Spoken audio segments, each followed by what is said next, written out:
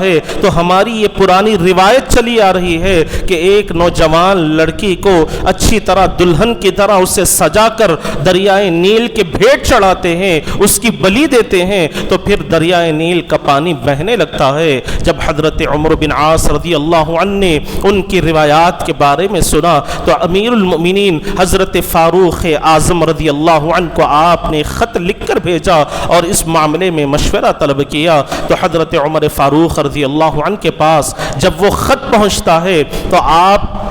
اس خط کو لے کر کچھ دیر کے لیے آرام فرماتے ہیں، اور پھر کچھ دیر کے بعد بیدار ہونے کے بعد آپ نے گورنر مصر کے نام ایک خط لکھا اور دریائے نیل کے نام آپ نے ایک خط لکھا، اور وہ خط کو پھر آپ نے روانہ فرما دیا۔ اور جب وہ خط حضرت عمر بن عاص رضی اللہ عنہ کے پاس پہنچا تو آپ نے خط کھول کر دیکھا اور اس میں یہ ارشاد عمر فاروق رضی اللہ عنہ کا تھا کہ آپ نے لکھا کہ اسلام کبھی شریعت کو پامال کرنے کی اجازت نہیں دیتا، شریعت کے حدود سے آگے بڑھنے کی اجازت نہیں دیتا، اور جو پرانے رسوم ہیں اس کو اپنے قدموں تلے رونتا ہے، اس طرح کی قسم کی کوئی کام کرنے کی اسلام اجازت نہیں دیتا۔ اور پھر آپ نے جو لیٹر دریائے نیل کے نام لکھا تھا آپ نے اس لیٹر کو دریائے نیل میں ڈالنے کا حکم فرمایا۔ جب اسے کھول کر پڑھا گیا تو یہی جملہ تھا کہ اللہ تبارک و تعالیٰ کے حکم سے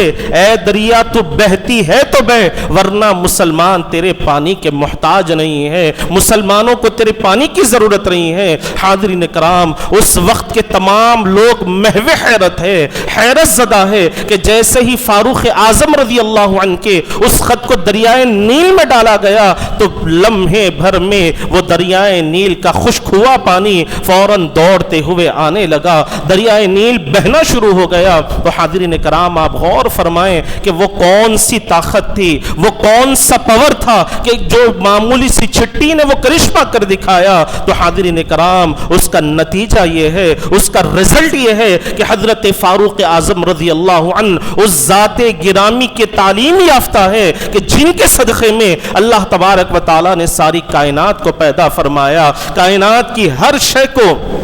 زینت عطا فرمائی ہے، اور یہ عقائد و جہاں صلی اللہ علیہ وسلم کے تربیت یافتہ غلام کا معاملہ ہے۔ تو ذرا غور فرمائیں کہ جن کے فاروق اعظم غلام ہیں اس ذات کی شان و عظمت کا کیا معاملہ ہوگا، اس ذات کی عظمت اور رفعت کا کیا مقام و مرتبہ ہوگا۔ یہ تو شاعر نے کہا کہ ان کے در پہ جھکتے ہیں سلاطین عالم، ان کے در پہ جھکتے ہیں سلاطین عالم، ایمان سے کہہ دو کہ میرے آقا کے دربار کا عالم کیا ہوگا، ایمان سے کہہ دو کہ آقا کے دربار کا عالم کیا ہوگا۔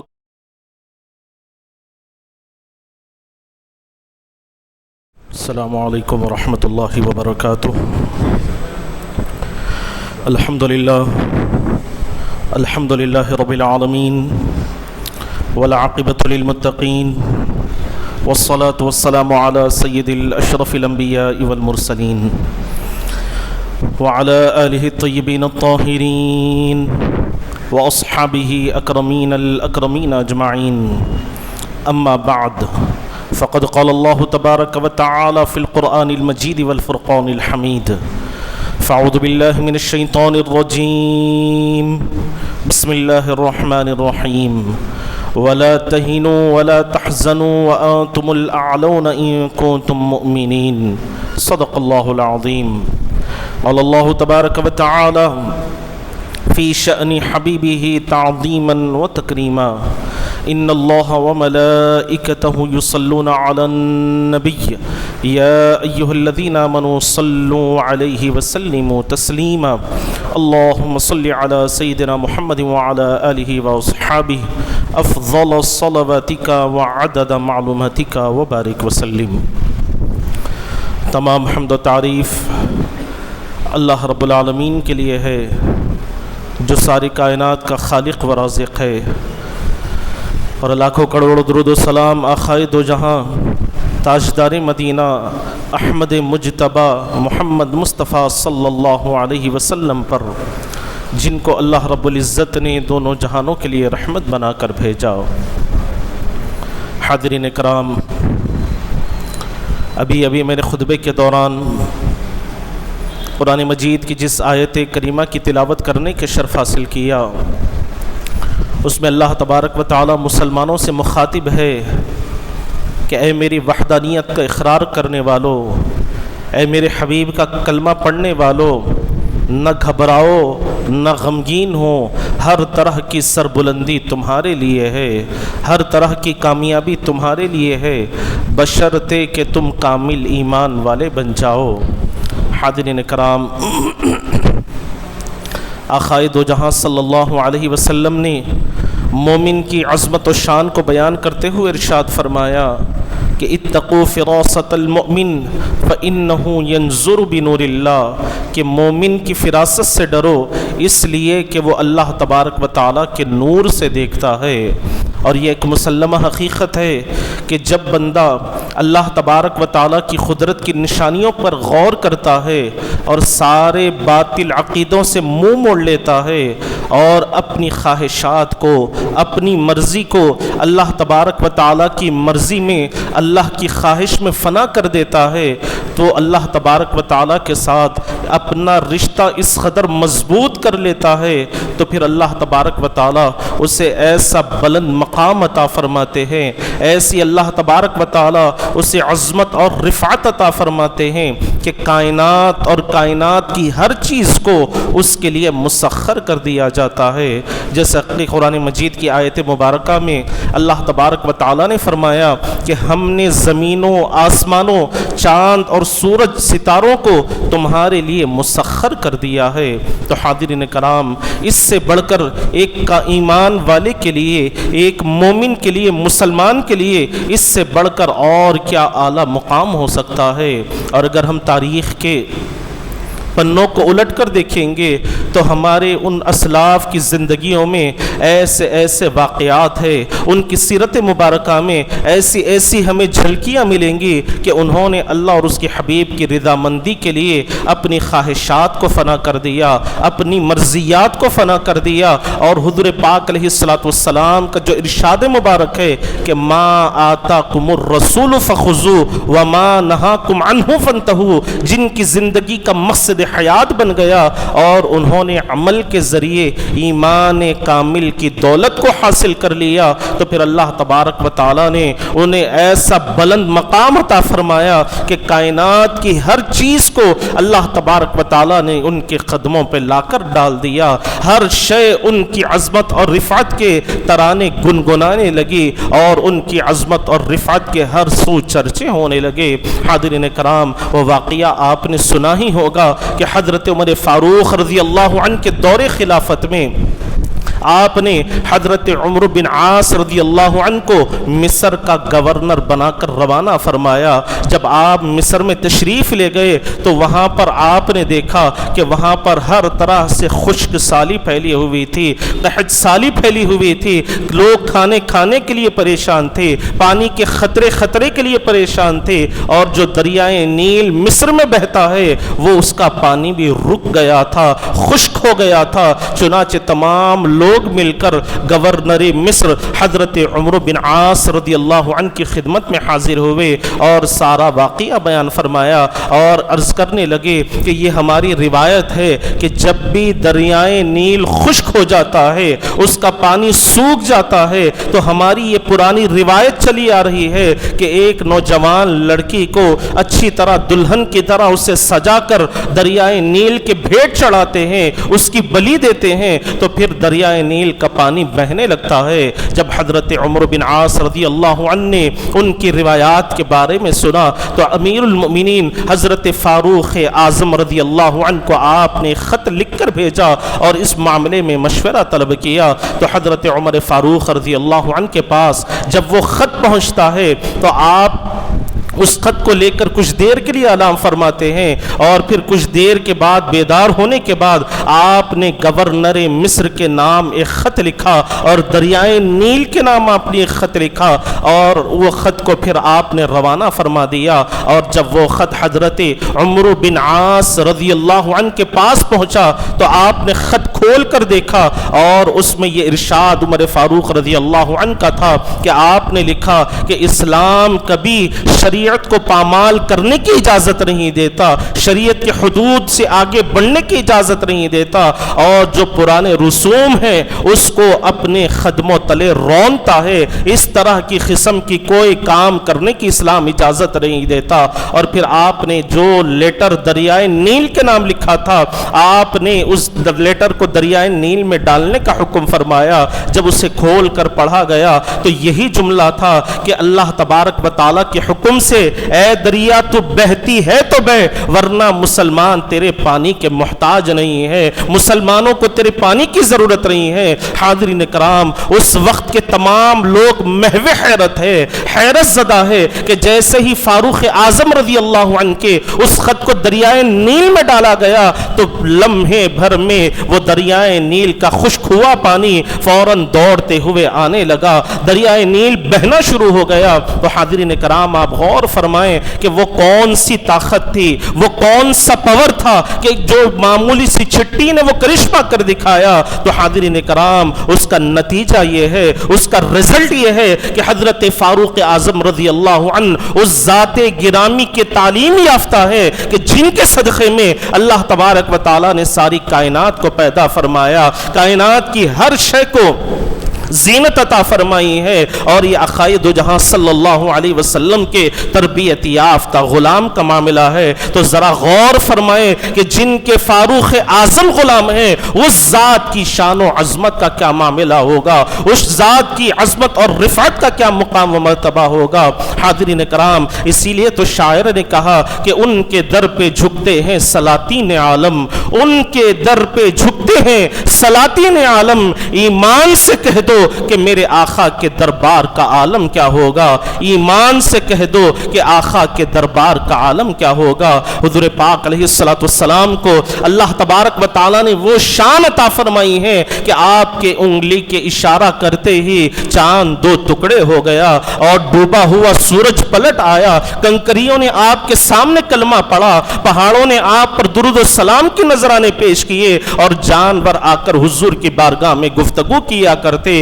اسی لیے تو شاعر نے کہا کہ لا يمكن الثناء بكما كان حقه بعد از خدا بزرگ توئی قصہ مختصر، بعد از خدا بزرگ توئی قصہ مختصر۔ اللہ تبارک و تعالیٰ نے حضور پاک علیہ السلام کو ایسی شان و عظمت عطا فرمائی ہے کہ ساری کائنات آقائے دو جہاں صلی اللہ علیہ وسلم کے حکم کی تابع ہو گئی۔ اللہ تبارک و تعالیٰ کے حکم سے ہر چیز حضور پاک علیہ السلام کے لیے مسخر کر دی گئی، اور حضور کے صدقے میں ہم ایمان والوں کے لیے کائنات کی ہر شے کو مسخر کر دیا گیا۔ اور حاضرین کرام، جب بندہ اللہ تبارک و تعالیٰ کے ساتھ اپنا رشتہ مضبوط کر لیتا ہے، حضور پاک علیہ السلام کے ساتھ اپنے تعلق کو مضبوط کر لیتا ہے، تو پھر وہ جہاں پر بھی قدم رکھتا ہے تو اللہ تبارک و تعالیٰ اسے کامیابی عطا فرماتے ہیں، اسے ہر لمحہ اللہ تبارک و تعالیٰ سرفرازیاں عطا فرماتے ہیں۔ اور ایسے ہی حضرت فاروق اعظم رضی اللہ عنہ کے دور خلافت کا واقعہ ہے کہ آپ نے ایران کو فتح کرنے کے لیے حضرت سعد بن ابی وقاص رضی اللہ عنہ کو ایک لشکر دے کر آپ نے روانہ فرمایا، اور جب حضرت سعد بن ابی وقاص رضی اللہ عنہ اپنا لشکر لے کر نکلتے ہیں تو راستے میں دریائے دجلہ آ جاتا ہے۔ آپ نے دریا کے کنارے پر ہی قیام فرمایا، وہیں پر اپنا پڑاؤ ڈال دیا اور آرام کرنے کے لیے لیٹ گئے۔ تو کیا دیکھتے ہیں کہ حضرت سعد بن ابی وقاص رضی اللہ عنہ کا گھوڑا اس دریا میں چھلانگ مارتے ہوئے کودتے ہوئے نکل پڑتا ہے اور دریا کو پار کر لیتا ہے۔ جیسے ہی آپ آنکھ کھولتے ہیں تو اپنے گھوڑے پر سوار ہو جاتے ہیں، اپنے لشکریوں کو آواز دیتے ہیں اور اللہ تبارک و تعالیٰ کا نام لے کر دریائے دجلہ میں اپنے گھوڑے کو ڈال دیتے ہیں۔ اور جیسے ہی امیر لشکر کو تمام لشکریوں نے دیکھا تو وہ بھی اپنے گھوڑے پر سوار ہو کر اللہ کا نام لے کر دریائے دجلہ میں اپنے گھوڑے کو ڈال دیتے ہیں۔ تو اللہ تبارک و تعالیٰ کے فضل و کرم کا ان پر ایسا معاملہ ہوتا ہے، ایسی کرم نوازی ہوتی ہے کہ اللہ تبارک و تعالیٰ کے فضل و کرم سے وہ دریائے دجلہ کو پار کر لیتے ہیں۔ اور ادھر سے ایرانی فوجی یہ منظر دیکھ رہے تھے، انہوں نے جب یہ منظر دیکھا کہ مسلمان لشکری اپنے گھوڑوں کو دریا میں ڈال کے آ رہے ہیں اور ان کے لیے راستہ وہاں پر پر فراہم کر دیا گیا ہے، دریا میں ان کے لیے راستہ بن گیا ہے۔ جیسے ہی یہ منظر ان ایرانی فوجیوں نے دیکھا تو فوراً میدان کو چھوڑ کر بھاگنے لگے اور مسلمان فاتحانہ انداز میں داخل ہو گئے۔ اسی لیے تو علامہ اقبال نے اس واقعے کے متعلق ارشاد فرما دیا کہ دشت تو دشت ہے دریا بھی نہ چھوڑے ہم نے، دشت تو دشت ہے دریا بھی نہ چھوڑے ہم نے، بحر ظلمات میں دوڑا دیے گھوڑے ہم نے، بحر ظلمات میں دوڑا دیے گھوڑے ہم نے۔ حاضرین کرام، جب بندہ اللہ تبارک و تعالیٰ کے ساتھ اپنا تعلق ایسا مضبوط کر لیتا ہے تو پھر اللہ تبارک و تعالیٰ ہر چیز کو اس کے قدموں پہ لا کر رکھ دیتا ہے، کائنات کی ہر شے اس کے لیے مسخر کر دی جاتی ہے۔ آج ہمارا حال یہ ہے کہ ہم تعداد میں زیادہ ہونے کے باوجود بھی آج ہم ڈر ڈر کر اپنی زندگی گزار رہے ہیں، ذلیل و خوار ہو کر اپنی زندگی گزار رہے ہیں، ہر لحاظ سے ہمیں ذلیل اور رسوا کرنے کی کوششیں کی جا رہی ہے، تباہ و تاراج کرنے کی کوششیں کی جا رہی ہے، طرح طرح کے ظلم و ستم ہم پر کیے جا رہے ہیں اور ظلم و ستم کے پہاڑ توڑے جا رہے ہیں۔ اس کی وجہ یہ ہے کہ ہم نے اللہ تبارک و تعالیٰ کے اس حکم پر عمل کرنا چھوڑ دیا جس کے متعلق قرآن مجید آج بھی گواہی دے رہا ہے کہ وَاعْتَصِمُوا بِحَبْلِ اللَّهِ جَمِيعًا، کہ تم اللہ کی رسی کو مضبوطی کے ساتھ تھام لو، اللہ تبارک و تعالیٰ کے فرما بردار ہو جاؤ، اللہ تبارک و تعالیٰ کے احکامات پر عمل کرنے والے ہو جاؤ، حضور پاک علیہ السلام کے فرامین کے مطابق اپنی زندگی گزارنے والے ہو جاؤ، تو پھر اللہ تبارک و تعالیٰ تمہیں کامیابی عطا فرمائے گا۔ یہی وجہ ہے کہ قرآن مجید کی اس آیت کریمہ میں اللہ تبارک و تعالیٰ نے فرما دیا کہ وَلَا تَهِنُوا وَلَا تَحْزَنُوا وَأَنْتُمُ الْأَعْلَوْنَ إِن كُنتُم مُؤْمِنِينَ، کہ تم گھبراؤ نہیں، تم غمگین مت ہو، ہر طرح کی سربلندی تمہارے لیے ہے، ہر طرح کی کامیابی تمہارے لیے ہے، لیکن حاضرین کرام شرط یہ لگائی گئی کہ تم ایمان والے بن جاؤ، کامل طور پر ایمان کی دولت حاصل کرنے والے ہو جاؤ، اللہ اور اس کے حبیب کے ارشادات پر عمل کرنے والے ہو جاؤ، تو تمہیں نہ گھبرانے کی ضرورت ہے، نہ غمگین ہونے کی ضرورت ہے، نہ پریشان ہونے کی ضرورت ہے۔ اللہ تبارک و تعالیٰ تمہاری غیب سے مدد فرمائے گا، اور ہمارا پروردگار وہ شان والا ہے کہ قرآن مجید میں اللہ تبارک و تعالیٰ نے ارشاد فرما دیا، اللہ کا کلام آج بھی گواہی دے رہا ہے کہ فَأَيْنَمَا تُوَلُّوا فَثَمَّ وَجْهُ اللَّهِ، تم جدھر بھی اپنا چہرہ پھیرو تمہیں تمہارا پروردگار نظر آئے گا، تمہارا رب العالمین تمہیں نظر آئے گا۔ اور ایک آیت مبارکہ میں یہاں تک بیان کر دیا گیا ہے کہ اللہ تبارک و تعالیٰ تمہارے ساتھ ہے، اور پھر قرآن مجید کے 26ویں پارے سورہ قاف میں اللہ تبارک و تعالیٰ نے فرما دیا کہ اللہ تبارک و تعالیٰ بندوں کی رگ جان سے بھی زیادہ قریب ہے، بندوں کی شہ رگ سے بھی زیادہ اللہ تبارک و تعالیٰ قریب ہے۔ تو حاضرین کرام، آج جو ہم حالات سے گزر رہے ہیں، آج جو ہمارے معاملات ہیں، اس کی وجہ یہ ہے کہ ہم نے اللہ کی ذات پر یہ یقین کامل کرنا چھوڑ دیا، اللہ کی ذات پر ہم نے توکل کرنا چھوڑ دیا، اللہ کی ذات پر ہم نے بھروسہ کرنا چھوڑ دیا، اور اللہ کی رسی کو ہم نے چھوڑ دیا۔ اس کی وجہ سے آج ہم طرح سے ذلیل اور رسوا ہو رہے ہیں، ہر طرح سے ہمیں بے عزت کرنے کی کوششیں کی جا رہی ہیں، ہمیں تباہ و تاراج کرنے کی کوششیں کی جا رہی ہے۔ آج بھی وہ وقت آ سکتا ہے کہ جب حضرت خواجہ غریب نواز رحمت اللہ علیہ ہندوستان کو آپ تشریف لائے تو کوئی تیر و تلوار لے کر نہیں آئے، کوئی لشکر و سپاہ کو لے کر نہیں آئے، بلکہ اخلاق احمد مختار صلی اللہ علیہ وسلم کو لے کر آئے، حضور پاک علیہ السلام کی سیرت کو لے کر آئے، اللہ کے احکامات کو لے کر آئے، اور چند فقیر آپ کے ساتھ تھے۔ تو حاضرین کرام، جب بندہ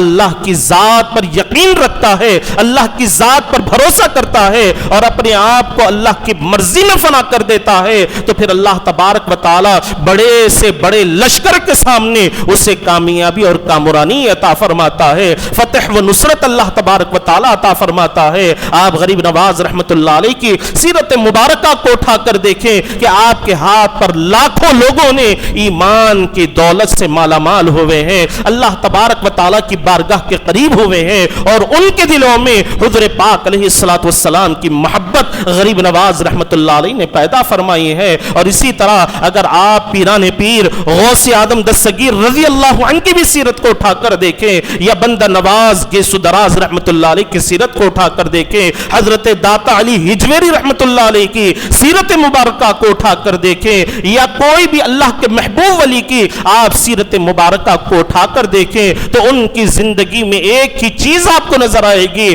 کہ وہ خود بھی ساری زندگی صراط مستقیم پر چلتے رہے اور لوگوں کو بھی صراط مستقیم کی طرف رہنمائی کرتے رہے، خود بھی اللہ کے احکامات کے پابند رہے اور لوگوں کو بھی اللہ کے دین کی طرف بلانے والے ہو گئے، خود بھی حضور سے محبت کرنے والے تھے اور لوگوں کے دلوں میں بھی حضور کی محبت کا انہوں نے چراغ روشن کر دیا۔ تو حاضرین کرام، آج وقت کا تقاضا یہی ہے کہ مسلمان اپنے آپ کو پہچاننے کی کوشش کریں، اپنے آپ کو سمجھنے کی کوشش کریں۔ جب انسان اپنے آپ کو پہچان لیتا ہے، اپنی حقیقت سے واقف ہو جاتا ہے، تو پھر کوئی بھی اس کے سامنے مقابلہ کرنے آ جائے، بڑی سے بڑی طاقت رکھنے والا اس کے سامنے آ کر کھڑا ہو جائے، لیکن وہ اللہ کی ذات پر ایسا یقین کامل رکھتا ہے کہ نہ اس فوج کا اس کے پاس کوئی لحاظ ہوتا ہے، نہ اس کے اسلحہ کا اس کے پاس کوئی لحاظ ہوتا ہے، بس اس کے سامنے ایک ہی چیز ہوتی ہے، وہ لا الہ الا اللہ محمد الرسول اللہ کا نعرہ ہوتا ہے، اللہ تبارک و تعالیٰ کے احکامات کی پابندی ہوتی ہے، شریعت مطہرہ کے حدود کی حفاظت کا معاملہ ہوتا ہے۔ ذرا آپ حضرت امام حسین رضی اللہ عنہ کی سیرت کو اٹھا کر دیکھیں تو آپ کو پتا چلے گا کہ حضرت امام حسین رضی اللہ عنہ کے سامنے ہزاروں کا لشکر سامنے ہے اور حضرت امام حسین رضی اللہ عنہ تنہا کھڑے ہوئے ہیں۔ وہ کون سی چیز تھی، وہ کون سی ایسی ہمت تھی جس نے آپ کو ان بدبختوں کے سامنے مضبوطی کے ساتھ کھڑا کر دیا؟ تو حاضرین کرام، وہ حضور پاک علیہ الصلوۃ والسلام کے ساتھ اپنا سچا تعلق تھا، حضور پاک علیہ الصلوۃ والسلام کے ساتھ اپنی سچی عقیدت و محبت تھی، حضور پاک علیہ الصلوۃ والسلام کے لیے اپنی جان کو قربان کرنے کا جذبہ تھا۔ یہی وجہ ہے کہ حضرت امام حسین رضی اللہ عنہ نے یزیدیوں کے ساتھ مقابلہ کیا اور جب شہید بھی ہوئے تو آپ ہمیشہ ہمیشہ کے لیے کامیاب اور کامران ہو گئے، اور یزیدی باوجود لشکر رکھنے کے، طاقت رکھنے کے، صبح قیامت تک کے لیے وہ بدنام اور نامراد ہو کر رہ گئے۔ تو اس سے ہمیں یہ پیغام ملتا ہے، اگر ہم بھی اللہ تبارک و تعالیٰ کے احکامات کے پابند ہو جائیں، حضور پاک علیہ الصلوۃ والسلام کی سیرت مبارکہ کے پابند ہو جائیں گے اور شریعت کی حفاظت کرنے والے ہو جائیں گے، تو یقیناً اللہ تبارک و تعالیٰ ہمیں بھی وہ کامیابی عطا فرما سکتا ہے، وہ سربلندی اللہ تبارک و تعالیٰ ہمیں ضرور عطا فرمائے گا۔ حاضرین کرام، آج ہمیں اپنے آپ کو پہچاننے کی ضرورت ہے، اس لیے حضرت مولانا روم نے اپنی کتاب مثنوی شریف میں ایک واقعہ لکھا ہے جس میں آپ نے ارشاد فرمایا کہ ایک شیر کا بچہ بچپن میں بھٹکتے ہوئے بکریوں کے ریوڑ میں جا کر مل جاتا ہے اور بکریوں کے ساتھ ہی رہنے لگتا ہے اور بکریوں ہی کی طرح اس کا چال چلن ہو جاتا ہے، بکریوں ہی کی طرح وہ گھاس پھوس کھانے لگتا ہے۔ جب کھاتے کھاتے اس کی عمر بڑھنے لگتی ہے اور بڑھتے بڑھتے جب ایک بڑی عمر کو وہ پہنچ جاتا ہے تو اس نے دیکھا کہ جنگل میں ایک شیر آیا اور اس نے زوردار کی آواز نکالی اور بکریوں پر حملہ کرنے ہی والا تھا کہ وہ شیر بھی مارے ہیبت کے بکریوں کی طرح ڈر کر بھاگنے لگا۔ جو شیر نے آواز نکالی تو وہ حیران ہو گیا کہ یہ تو میری ہی طرح شیر ہے، لیکن کیا بات ہے کہ یہ بکریوں کی طرح ڈر کر بھاگ رہا ہے، بکریوں کی طرح مجھ سے خوف زدہ ہو کر اپنے آپ کو بچانے کی فکر میں بھاگ رہا ہے۔ حاضرین کرام، جب وہ شیر اس کا پیچھا کرتے ہوئے اس کے پاس جاتا ہے، اس کے قریب جا کر پوچھتا ہے کہ تو بھی شیر ہے اور میں بھی شیر ہوں اور پھر مجھ سے ڈرنے کی تجھے کیا ضرورت ہے؟ اس نے کہا کہ آپ مجھ پر حملہ کر دیں گے اور میں اپنی جان کو بچانے کی فکر میں بھاگ رہا ہوں۔ تو اس شیر نے جو بکریوں کے ساتھ شیر پل رہا تھا اس کو لے کر دریا کے پاس جاتا ہے، اس کا چہرہ دریا میں دکھاتا ہے اور دکھا کر کہتا ہے کہ دیکھ تو بھی میری طرح ہے، تیرا چہرہ میرا چہرہ دونوں سیم ہے، ایک جیسے ہیں، تو تجھے مجھ کے ڈرنے کی ضرورت نہیں ہے، تو اپنی حقیقت کو پہچان۔ جب حاضرین کرام اس نے پانی میں اپنا چہرہ دیکھا، اس کے بعد جب اپنا چہرہ اوپر اٹھایا تو ایسی زور کی آواز نکالی کہ جنگل کے سارے جانور ڈر کر بھاگنے لگے۔ تو اس کے متعلق حضرت مولانا روم فرماتے ہیں کہ آج مسلمانوں کی حالت یہی ہے کہ وہ اپنی آپ کی پہچان سے بے خبر ہو گئے ہیں، اپنی حقیقت سے ناواقف ہو گئے ہیں، اسی وجہ سے آج چھوٹی چھوٹی قوموں کے سامنے اپنے آنکھوں کو جھکا رہے ہیں, اپنے سروں کو جھکا رہے ہیں. اگر ایک مسلمان ایمان والا اپنی حقیقت کو جان لے گا, اپنی حقیقت سے واقف ہو جائے گا, اپنے آپ کو پہچان لے گا, تو دنیا کی کوئی بھی طاقت اس کا مقابلہ نہیں کر پائے گی. اور آج کفار و مشرکین کی یہی سازشیں چل رہی ہیں کہ مسلمانوں کے دلوں میں پھر ایمان کا جذبہ پیدا ہونے نہ پائے, مسلمانوں کے دلوں میں حضور کی محبت پھر سے پیدا ہونے نہ پائے. اگر حضور کی محبت کی چھوٹی سی چنگاری بھی مسلمانوں کے دل میں پیدا ہو جائے گی تو پھر ہمیشہ ہمیشہ کے لیے ہمیں ناکامی اور نامرادی کا سامنا کرنا پڑے گا, ہر طرح سے ہمیں ذلیل اور رسوا ہونا پڑے گا. اس لیے آج کفار و مشرکین طرح طرح کی سازشیں کر کر ہمارے اتحاد کو بھی ختم کر رہے ہیں, ہماری آپسی محبت کو بھی ختم کر رہے ہیں, ہمارے معاملات میں بھی رنجشیں پیدا کر رہے ہیں اور طرح طرح سے ہمیں توڑنے کی کوششیں کر رہے ہیں. اور سب سے بڑی بات یہ ہے کہ آج ٹیکنالوجی کا سہارا لے کر, آج سائنس اور ٹیکنالوجی کا سہارا لے کر مسلمانوں کے دلوں سے حضور کی محبت کو نکالا جا رہا ہے, چاہے وہ موبائل فون کے ذریعے ہو, اینڈرائیڈ کے ذریعے ہو یا انٹرنیٹ کے ذریعے ہو. آج مسلمانوں کا معاملہ یہ ہے کہ اگر آپ ساری دنیا کا سروے کر کر دیکھیں گے تو آپ کو پتا چلے گا کہ آج دنیا میں سب سے زیادہ موبائل فون یوز کرنے والے مسلمان آپ کو نظر آئیں گے, اور مسلمانوں میں سب سے زیادہ نوجوان طبقہ آپ کو موبائل فون یوز کرتا ہوا نظر آئے گا, اپنے گھنٹوں کے گھنٹے موبائل پر برباد کرتا ہوا آپ کو نظر آئے گا. آج مسلمان کو اپنے ایمان کی کوئی فکر نہیں ہے, اسلام کی حفاظت کی کوئی فکر نہیں ہے, شریعت کی حفاظت کی کوئی فکر نہیں ہے. ہاں اگر فکر ہے تو سو کر اٹھنے کے بعد بیدار ہوتے ہی سب سے پہلے اپنا موبائل فون چیک کرنے کی فکر ہے, اپنا موبائل فون دیکھنے کی ضرور فکر ہے. جب بستر پر بھی لیٹتا ہے تو آج مسلمان کی حالت یہ ہے کہ بستر پر لیٹتے ہوئے نہ وہ دعاؤں کا اہتمام کرتا ہے, نہ حضور کی سنتوں پر عمل کرنے کی کوشش کرتا ہے. ہاں ضرور ایک مرتبہ اپنا موبائل فون دیکھ کر وہ سونے کی کوشش کرتا ہے. تو حاضرین کرام, جس قوم کو اللہ تبارک و تعالی نے, جس امت کو اللہ تبارک و تعالی نے صراط مستقیم پر چلنے والی اور دوسروں کو صراط مستقیم پر لا کر کھڑا کرنے والی بنایا ہے, تو پھر ہمیں بھی چاہیے کہ ہم ویسے ہی کردار کو اپنانے کی کوشش کریں اور بلا وجہ اپنے وقت کو ضائع کرنے کے بجائے, یہاں وہاں اپنے گھنٹوں کو برباد کرنے کے بجائے, چبوتروں پر بیٹھ کر اپنے وقت کو ضائع کرنے کے بجائے, موبائل فون یوز کرتے ہوئے اپنے وقت کو برباد کرنے کے بجائے, اگر ہم اپنی اسلامی تاریخ کا مطالعہ کریں گے, اپنے اسلاف کی زندگیوں کا مطالعہ کریں گے, صحابہ کرام کی زندگیوں کا مطالعہ کریں گے, حضور کی سیرت مبارکہ کا مطالعہ کرتے ہوئے اس پر عمل کرنے کی کوشش کریں گے, تو پھر اللہ تبارک و تعالی ہمیں کامیابی عطا فرمائے گا. اور جس طرح اللہ تبارک و تعالی نے قرآن مجید میں فرما دیا کہ وَلَا تَهِنُوا وَلَا تَحْزَنُوا, تم غمگین بھی مت ہو, تم گھبراؤ بھی نہیں, اس لیے کہ ہر طرح کی سربلندی تمہارے لیے ہے. لیکن وہ سربلندی کب ملے گی؟ جب ہم کامل طور پر ایمان والے ہو جائیں گے, کامل طور پر شریعت کے پابند ہو جائیں گے, کامل طور پر اللہ کے احکامات کے پابند ہو جائیں گے, حضور پاک علیہ الصلوۃ والسلام کی سیرت مبارکہ پر عمل کرنے والے ہو جائیں گے, تو پھر یہ کامیابیاں ہمیں مل سکتی ہے, یہ سرفرازیاں ہمیں عطا ہو سکتی ہیں, یہ اللہ تبارک و تعالی ہمیں اپنا کھویا ہوا وقار عطا فرما سکتا ہے. اگر آج بھی ہم غفلت کی نیند سوتے رہیں گے, اپنے آپ کو گناہوں میں مبتلا کرتے رہیں گے, اللہ کی نافرمانی کرتے رہیں گے, حضور پاک علیہ الصلوۃ والسلام کی سنتوں پر عمل نہیں کریں گے, تو پھر حاضرین کرام